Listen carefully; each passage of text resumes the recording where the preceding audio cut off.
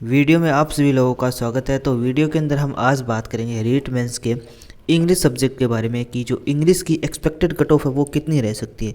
हम बात करेंगे एक्सपेक्टेड कट ऑफ के बारे में कि जो अनुमानित कट ऑफ है वो यहाँ पे कितनी रह सकती है। ये एक एक्सपेक्टेड कट ऑफ होगी, इसको यहाँ पे ऐसे नहीं बोल सकते कि खाली इतनी कट ऑफ जाएगी। जो अनुमान है, जिस हिसाब से कैंडिडेट का रिस्पॉन्स है, उसी हिसाब से हम देखेंगे कि इसकी कट ऑफ यहाँ पे इतनी इतनी लाई कर सकती है। इन सारी चीज़ों से आपको एक अंदाज़ा लग जाएगा कि आप यहाँ पे रेस में है या फिर रेस से बाहर हो चुके हैं। तो बस चीज़ों का मतलब यही होता है, बाकी ऐसा कुछ है नहीं कि ये एग्जैक्ट इतनी यहाँ पे रहने वाली। पहले थोड़ी सी अगर बात की जाए कि पोस्ट वगैरह कितनी थी, जो अटेंडेंस थी वो कितनी थी, तो जो इंग्लिश की जो पोस्ट थी, वैकेंसी थी, वो इंग्लिश की लगभग 8,782 थी। एग्जैक्ट 8,782 इसमें पोस्ट थी। जिसमें बात की जाए नॉन टीएसपी, तो नॉन टीएसपी की यहाँ पे 7,486 थी। और अगर बात की जाए टीएसपी की, तो टीएसपी की यहाँ पे 1296 वैकेंसी थी। तो वैकेंसी इस हिसाब से थी। अब फॉर्म कितनों ने अप्लाई किया, तो फॉर्म अप्लाई किया था लगभग 55,000 प्लस से कैंडिडेट ने यहाँ पे फॉर्म अप्लाई किया था। तो सबसे कम जो फॉर्म अप्लाई हुआ था वो इसी के अंदर हुआ, इंग्लिश के अंदर ही सबसे कम फॉर्म अप्लाई हुए थे। और इसकी वैकेंसी भी ज़्यादा है, इंग्लिश की वैसे वैकेंसी ज़्यादा, और जितनी भी है एसएसटी जैसे साइंस मैथ ले लो, इन सभी से इंग्लिश की वैकेंसी ज़्यादा है। अब अगर बात की जाए कि अटेंडेंस कितनी थी, तो अटेंडेंस थी 96%। तो जो रीट का कोई भी पेपर ले लो, उसमें अटेंडेंस 90 प्लस ही रही है, 90% प्लस ही रही है। और इंग्लिश की बात की जाए तो 96% के प्लस यहाँ पे आपको अटेंडेंस देखने को मिलेगी। लगभग मान के चल सकते हैं कि 53,000 कैंडिडेट इसमें अपीयर हुए थे जो पेपर देने गए थे। अब अगर वैसे देखा जाए कि कंपटीशन की एक पोस्ट के लिए कितना कंपटीशन है, तो आप ये मान सकते हैं कि एक पोस्ट के लिए 5 से 6 कैंडिडेट के बीच में, तो मैं 6 लेके चलूँ, 6 कैंडिडेट के बीच में ही यहाँ पे कंपटीशन हो रहा है। अब इस चीज़ को देख के आप लोग यही कहोगे कि इसमें तो क्या कंपटीशन बहुत ही कम है, लेकिन मेरे हिसाब से इस चीज़ से कोई फ़र्क नहीं पड़ता है कि एक पोस्ट के लिए कितना कंपटीशन हो रहा है। ऐसे कोई फ़र्क नहीं पड़ता। ज़रूरी थोड़ी ना कि 6 के 6 कैंडिडेट इसमें पढ़ने वाले, और ये भी ज़रूरी नहीं है कि इसमें 6 के 6 कैंडिडेट ना पढ़ने वाले। जैसे अगर किसी पोस्ट को लेकर किसी सब्जेक्ट को लेकर यहाँ पे 12 जनों के बीच में कंपटीशन है, तो ज़रूरी थोड़ी ना उस सब्जेक्ट के अंदर सारे 12 के 12 लड़के ही पढ़ने वाले हैं। हो सकता है कि उसमें 5 से 6 लड़के ऐसे हो जो पढ़ने वाले हों। तो इस हिसाब से हम ऐसे कुछ भी नहीं बोल सकते हैं कि इस सब्जेक्ट में कंपटीशन कम है, इस सब्जेक्ट में कंपटीशन ज़्यादा है। फ़र्क तब पड़ेगा जब आपको ये पता चल जाए कि इसमें पढ़ने वाले कैंडिडेट कितने हैं। तो अगर आपको ये बात तो पता नहीं होती है कि पढ़ने वाले कितने हैं या फिर कितने नहीं है, तो इससे आप कोई अंदाज़ा नहीं लगा सकते कि इसकी कट ऑफ कम जाएगी, इसकी कट ऑफ ज़्यादा हो जाएगी। रियल जो एनालिसिस होता है ना, जो कट ऑफ का रियो सारा, ये तभी हमें पता चलता है जब हमारे पास एकदम एग्जैक्ट डाटा हो। जैसे अगर आपका ऑनलाइन पेपर हुआ हो, तो उसमें क्या था, आपकी ऑफिस जो आंसर किया था वो ऑनलाइन आती है। आंसर की को फिर हम देख के ऑनलाइन में अगर देखेंगे तो वो एकदम एग्जैक्ट चीज़ होगी। तो उससे अगर कट ऑफ निकालते हैं ना, वो एकदम एग्जैक्ट सेम हूबहू होती है। बस प्लस माइनस 2-3 नंबर का फ़र्क पड़ता है, प्लस माइनस 2 हम कर सकते हैं, इससे ज़्यादा वहाँ पे फ़र्क कभी भी नहीं होता। अब जो ऑफलाइन पेपर है, अब ऑफलाइन के पेपर के केस में क्या होता है कि कुछ कैंडिडेट बोलते हैं कि हमने इतने किए, 95 किए, 100 किए हैं, सही से कम बताते हैं। बहुत ही कम कैंडिडेट ऐसे होते हैं जो सही से बताते हैं। कुछ हवाबाजी के चक्कर में ज़्यादा बता देते हैं, कुछ कम भी बता देते हैं। कुछ कह रहे हैं मेरे इतने सही, कुछ कह रहे इतने सही। तो ये क्या एक अंदाज़ा होता है, अनुमान होता है, हवा में फेंकने वाली चीज़ें होती है। बस सही कहने का मतलब ये है कि ये सारा का सारा तुक्का होता है। तुक्के से चीज़ें सेट होती है, किसी का तुक्का लग जाता है, किसी का तुक्का नहीं लगता है। अब थोड़ा सा हम बात कर लेते हैं नंबर्स वगैरह की। यहाँ पे नंबर को आंकड़े से हम खेल लेते हैं कि यहाँ पे कितना कुछ है, किस तरीके का।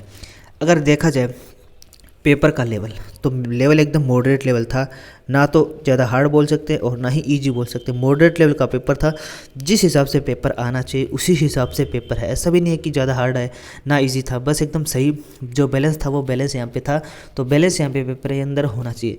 जैसे अगर देखा जाए कि टीचिंग मेथड था, वो थोड़ा बढ़िया लेवल का था, थोड़ा सा बढ़िया टीचिंग मेथड बताया जा रहा है, एकदम बढ़िया लेवल का था। और इंग्लिश थोड़ी सी यहाँ पे इजी टू मॉडरेट बता रहे हैं कि इजी टू मॉडरेट थी, ठीक ठाक इंग्लिश थी। लेकिन जो टीचिंग मेथड वाला पोर्शन है ये थोड़ा सा यहाँ पे बढ़िया लेवल का था। तो पेपर ओवरऑल एकदम बैलेंस सेट हुआ है, किसी भी तरह की कोई भी दिक्कत है नहीं, ना तो इजी है ना ही हार्ड है। अब थोड़ा सा अगर देख लेते हैं नंबर्स की तरफ कि नंबर्स वगैरह कितने। जैसे अगर बात की जाए जनरल कैटेगरी की बात की जाए, तो अगर यहाँ पे अगर क्वेश्चन आपके सही बन रहे हैं 95 प्लस अगर आपके बन रहे हैं तो आप यहाँ पे एक सेफ स्कोर मान सकते हैं। या फिर अगर इसमें +-5 भी आप लोग कर सकते हैं। +-5 का आपको यहाँ पे डिफरेंस देखने को मिल सकता है। या फिर एवरेज में लेके चल रहा हूँ 95 है प्लस है। वहीं अगर फीमेल है तो फीमेल में आप अगर 2-3 नंबर कम कर लेते हैं, जैसे 92 93 के आसपास अगर आप लेके चल सकते हैं तो इतना आपके लिए एक सही स्कोर मान सकते हैं। अब थोड़ा सा अगर नंबर्स की देखते रहे मार्क्स की तरफ कि नंबर कितने आ रहे हैं, तो अगर मेरे हिसाब से अगर आप हैं 190 के आसपास, 190 प्लस या फिर इसके आसपास अगर आप है, सॉरी इसमें जो क्वेश्चन है वो मैं यहाँ पे +-2 करके चल रहा हूँ। +-5 क्वेश्चन बहुत ज़्यादा हो जाते हैं। अब अगर नंबर की बात की जाए, मार्क्स अगर आपके 190 प्लस बन रहे हैं या फिर इससे भी अगर आपके 185 भी अगर है तो आप एक सेफ स्कोर यहाँ पे मान सकते हैं कि आप रेस में कहीं ना कहीं हो सकते हैं। बाकी तो जब रिजल्ट आएगा तभी हम बता सकते हैं। बाकी ये इतना आप मान सकते हैं कि 190 और 185 के बीच में अगर आपके बनने हैं, चाहे फीमेल या फिर जनरल कोई भी, आप दोनों में लेके चल रहा हूँ, अलग अलग मैं बात नहीं करूँगा। अगर फीमेल की बात की जाए तो फीमेल आप 5 नंबर कम यहाँ पे कर सकते हैं, तो इतनी यहाँ पे आपकी कट ऑफ रह सकती है। अब ये मैं कम बता रहा हूँ क्योंकि मैं जिस हिसाब से, जैसे मैंने यहाँ पे क्वेश्चन तो मैंने यहाँ पे ज़्यादा बताया, नंबर मैं यहाँ पे कम बता रहा हूँ। इसलिए बता रहा हूँ क्योंकि इसमें नेगेटिव मार्किंग बहुत ज़्यादा है। कैंडिडेट क्या कर रहे हैं, नेगेटिव यहाँ पे बहुत ज़्यादा करके आ रहे हैं। वो ध्यान ही नहीं दे रहे कि क्वेश्चन ये एकदम एग्जैक्ट सही है फिर एग्जैक्ट गलत है। वो जैसे 4 ऑप्शन है, 4 ऑप्शन को देख लिया, उसमें से अगर दो तो हो ही नहीं रहे, 2 है तो उनमें भी लगा रहे हैं, तो उनमें से लगभग सारों में यहाँ पे तुक्का लगा रहे हैं, तो तुक्के से बहुत सारे क्वेश्चन यहाँ पे गलत भी हो रहे हैं। तो नेगेटिव मार्किंग बहुत ज़्यादा हो रही है। तो नेगेटिव होने की वजह से कट ऑफ कहीं ना कहीं आपको कम ही देखने को मिलेगी, ज़्यादा कट ऑफ नहीं जाएगी ज़्यादा।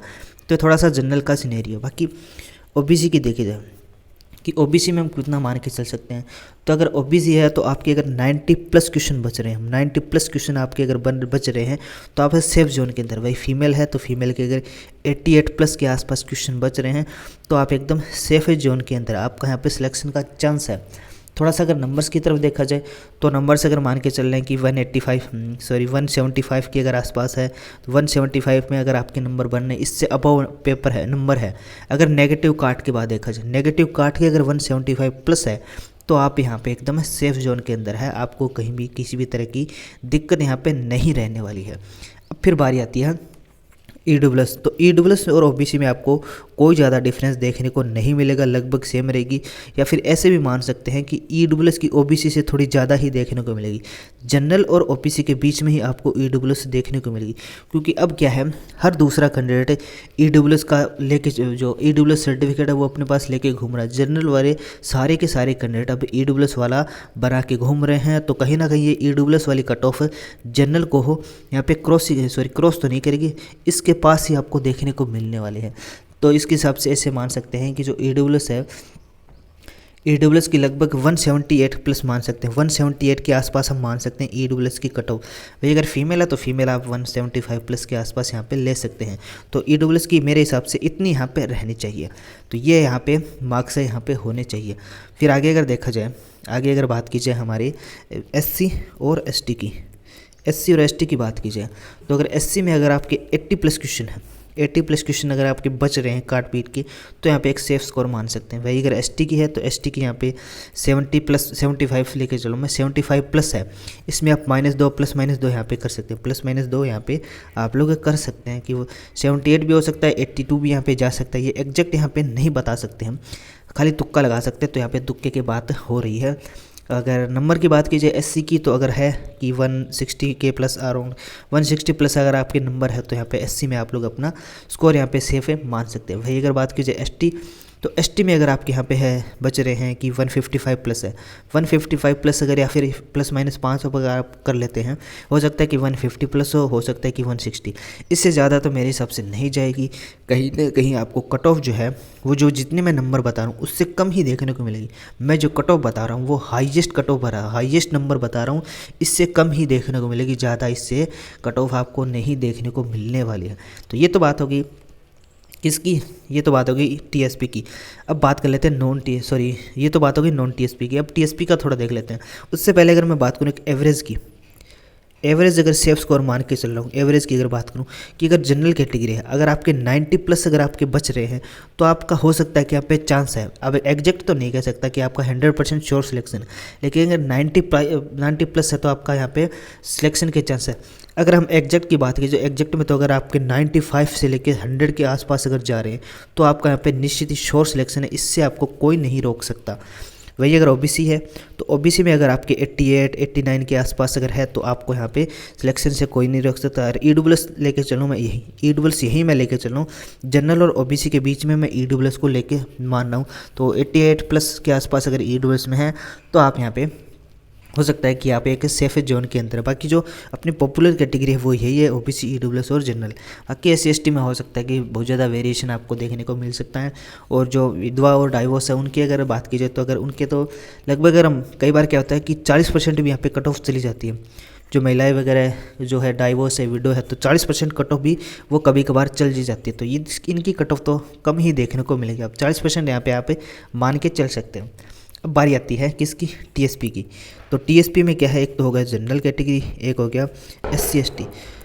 जो ओबीसी, ईडब्ल्यूएस है, फीमेल वगैरह वो सारे के सारे जनरल कैटेगरी में आते हैं। इनकी कोई अलग से यहाँ पे कट ऑफ नहीं देखने को मिलेगी। बाकी इसमें एससी और एसटी फिर अलग आता है। तो जनरल कैटेगरी में क्या है, अगर 85 प्लस है आपकी टीएसपी एरिया से 85 प्लस है तो आप एकदम सेफ स्कोर में है। वहीं अगर एसटी की बात की जाए तो एसटी में अगर आपकी 70 प्लस है, और एससी की बात की जाए एससी में अगर आपके 72, 73 के आसपास अगर बन रहे हैं तो आप यहाँ पे एकदम सेफ जोन के अंदर है। तो अगर इस हिसाब से आपका अगर कुछ अगर नंबर्स वगैरह, क्वेश्चन वगैरह आपके सही हो रहे हैं तो हो सकता है कि आपका यहाँ पे सिलेक्शन का चांस हो। अब ये क्या है, एक एक्सपेक्टेड कट ऑफ है, एक्सपेक्टेड यहाँ पे कट ऑफ है, अनुमान लगाया गया है, इसमें किसी भी तरह की कोई सत्यता नहीं है। ये मैं पहले बता देता हूँ, ये ज़रूरी थोड़ी ना कि इतनी ही जाएगी। हाँ, लेकिन जो एक आइडिया है, एक अंदाजे के हिसाब से इसी के आसपास चीज़ें घूमेगी। जैसे मैं नंबर्स बता रहा हूँ, जैसे मैंने नंबर्स बताए 180, तो हो सकता है कि इसमें +5 हो सकते हैं, हो सकता है -5 भी हो सकता है।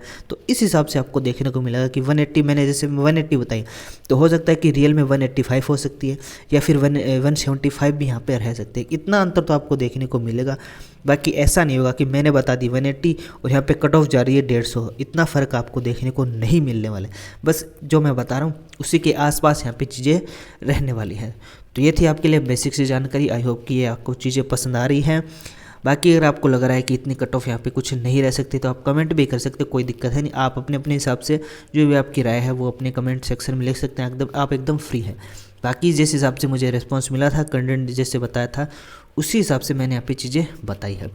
अगर आपको जानकारी पसंद आई है तो आप लोग चैनल को सब्सक्राइब कर सकते हैं, साथ ही वीडियो को अपने दोस्तों को भी शेयर आप लोग कर सकते हैं। धन्यवाद, मिलते हैं नेक्स्ट वीडियो में।